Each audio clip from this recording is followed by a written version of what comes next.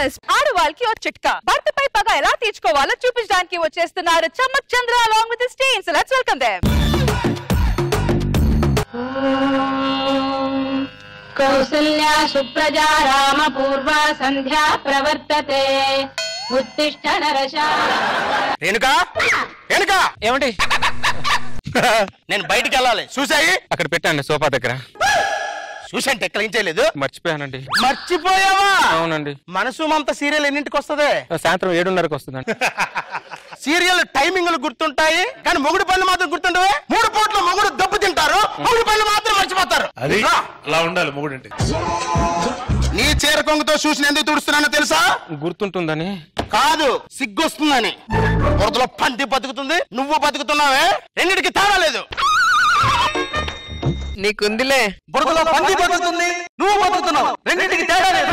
బురదలో పంది బతుకుతుంది, నువ్వు బతుకుతున్నావు. రెండింటికి తేడా లేదు. బురదలో పంది, బురదలో పంది, బురదలో పంది.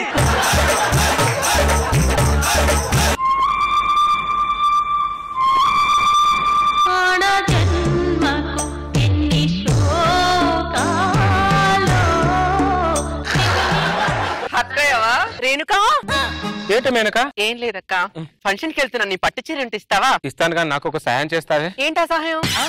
ఒక 2 నిమిషాలు మా ఆయన చొక్కా వేసుకుంటావా? సరే ఇవ్వు.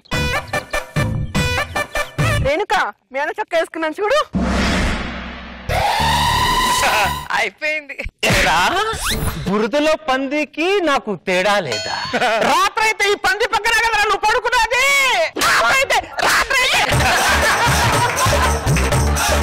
రేణుకా ఏమైంది నీకు? ఎదురు మాట్లాడాలంటే నరికి పోగులు పెడతాను ఏమనుకుంటున్నావు? ఆఫీస్కి వెళ్ళి ఏసీ రూమ్ లో కూర్చొని ఇంటి నుంచి పెద్ద బిల్డప్ వేస్తా ఉంటా.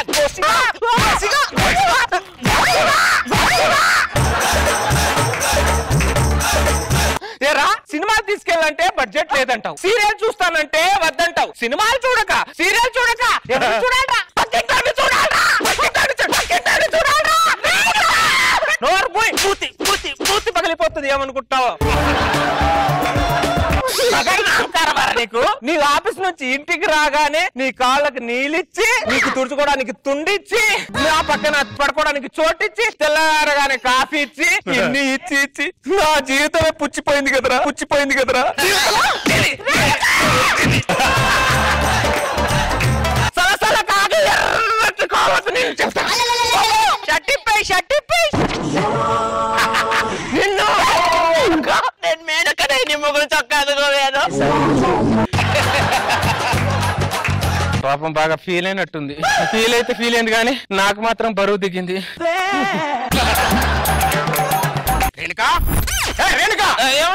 ఎక్కడికి వెళ్ళారండి?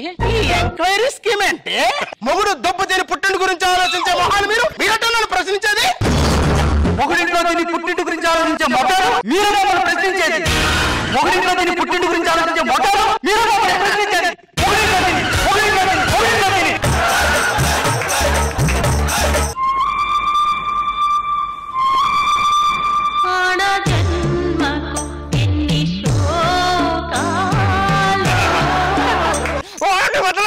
వాడిని చంపేకపోతే ఈరోజు చూడు. రష్మి ఒకసారి మా ఆయన చొక్కా వేసుకో ప్లీజ్. రష్మి నా డ్రెస్ బాగుంది ఈ రోజు. ఒక్కసారి వేసుకో రష్మి. లేదు సాటి ఆడదాని బాధను అర్థం చేసుకో. నువ్వే ఆడదానివే, నువ్వే ఆడదానివి. రేపు నీ కాబోయే మొగుడు నాలాంటి మొగుడు లాగా దొరికిపోడు. నీ మొగుడు చొక్క నువ్వు వేరే నాటి ఆడదాన్ని వేయకపోవు. ఇదే నా శాపం, ఇదే నా శాపం.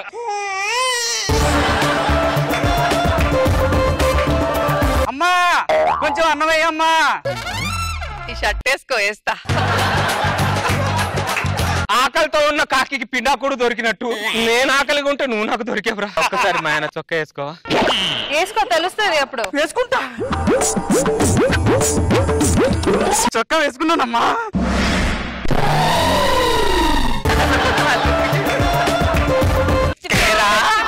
నా మెల్ల 3 ముళ్ళు వేసావు. అహంకారమారా నీకు? ఈ రోజు నీకున్న ఆస్తి నేను తెచ్చిన కట్నం రా. నాకెక్కడుందమ్మా?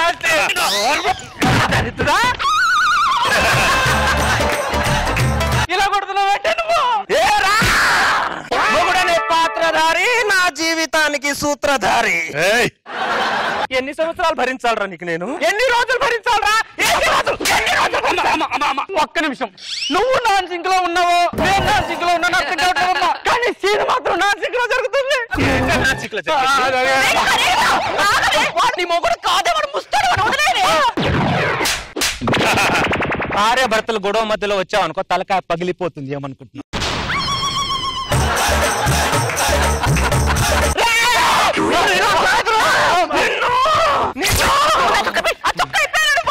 ఊరుకోమ్మా, చొక్కా ఇప్పమంటావు, ఇంత బాగుంటే చొక్కా వేసుకుని చచ్చిపోతారు. ముందు చొక్కా ఏంటి రేణుక ఇది? నీ మొగుడు మీద ఫ్రస్ట్రేషన్, నీ మొగుడు చొక్క మా అందరికి చావగొడుతున్నావేంటి నువ్వు? ఏం చేయమంటావు మేనక? శ్రీశైలం డ్యామ్ ఫుల్ గా నిండిన తర్వాత గేట్లు ఎత్తకపోతే ఏమవుతుంది? డ్యామ్ పగిలిపోతుంది. నా పరిస్థితి కూడా అంతే. అదేదో ఫ్రస్ట్రేషన్ నీ మొగుడు మీద డైరెక్ట్ గా చూపించి నీ మొగుడిని కొట్టొచ్చుగా. అమ్మ నమ్మ కూడా నేను ఆయన ఎలా కొట్టగలను? పతే ప్రత్యక్ష దైవం.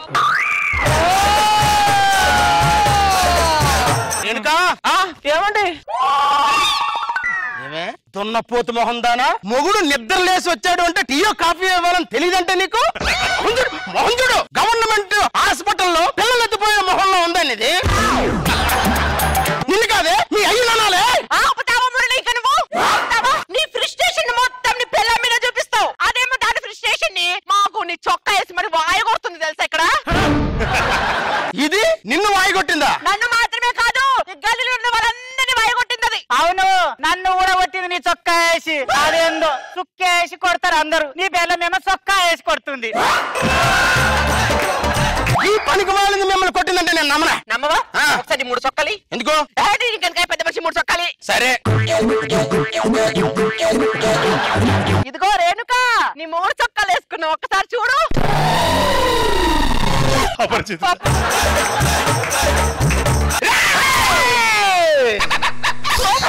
గవర్నమెంట్ హాస్పిటల్లో పిల్లలు ఎత్తుకెళ్ళే ముఖమారా నాది? పిల్లలు ఎత్తుకెళ్ళే ముఖమారా? సముద్రంలో సునామీ వచ్చిన పిల్లానికి మెంటల్ వచ్చిన తట్టుకోలేవురా. నా ప్రెస్టేషన్ నేను చూసుకున్నాను, మీ ప్రెస్టేషన్ మీరు చూసుకోరా? ఎందుకు చూపించుకోవా?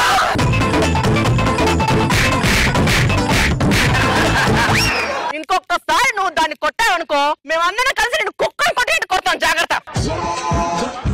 పాపిష్టి ముఖాలు మా ఆయన ఎలా కొట్టారు చూడు, వాళ్ళ చేతులు పడిపోను.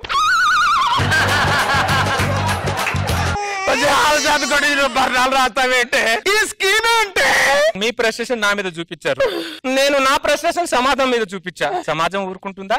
వాళ్ళ ప్రెస్టేషన్ కూడా వాళ్ళు చూపించుకుంటారుగా. దీన్నే న్యూటన్ సిద్ధాంతం అంటారు. ఆడదానికి మగాడికి బెండకాయ పులుసుకి చేపల పులుసుకి ఎంత తేడా ఉంటుందో అంత తేడా ఉంటుంది. మగాడు తినగానే సప్పన వెళ్ళిపోతుంది, మరి చేపల పులుసు ఆడది చూసుకొని తినాలి. ఏమండి, ఉంటాను. మళ్ళీ అతి వినయం. అరే శంకర్ గా, మనం కొట్టినా తిట్టినా ఆడవాళ్ళు సైలెంట్ గా ఉంటున్నారని చెప్పి పిల్లల్ని కొట్టకరా. అదేదో నోటం సిద్ధాంతం అంట కొత్తగా మార్కెట్ లో అమలైందట్రా, చూసుకోరా బాబోయ్.